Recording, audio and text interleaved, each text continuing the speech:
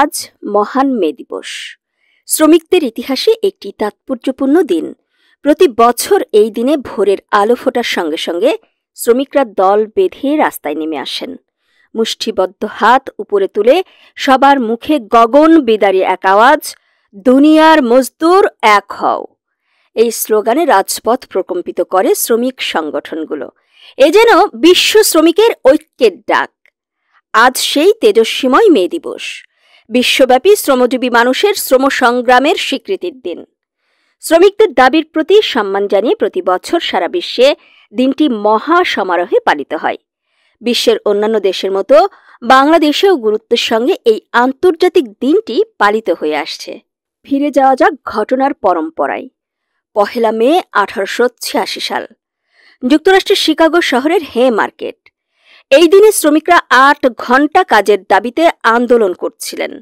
ওই সময় আন্দোলনরত শ্রমিকদের ঘিরে থাকা পুলিশের প্রতি অজ্ঞাতনামা কে বা কারা বোমা নিক্ষেপ করে।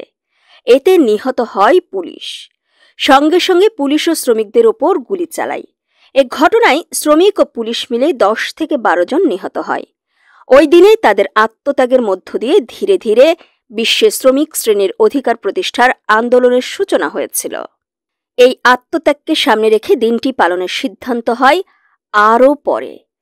1889 সালে ফরাসি বিপ্লবের শতবার্ষিকীতে প্যারিসে দ্বিতীয় আন্তর্জাতিক কংগ্রেস অনুষ্ঠিত হয়।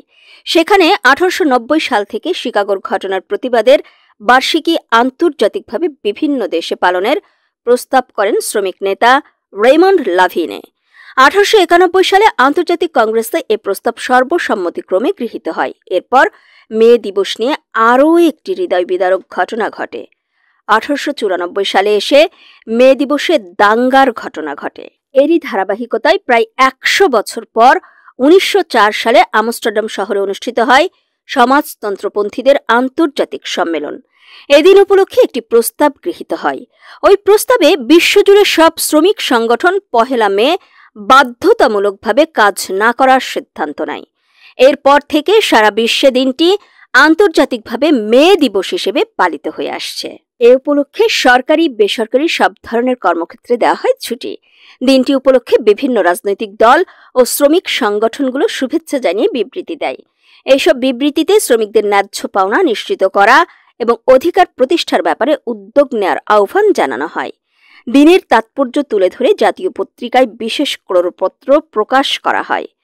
বাংলাদেশ টেলিভিশন, বাংলাদেশ বেতার ও বেসরকারি টিভি চ্যানেলগুলো বিশেষ অনুষ্ঠান ও টক শো সম্প্রচার করে।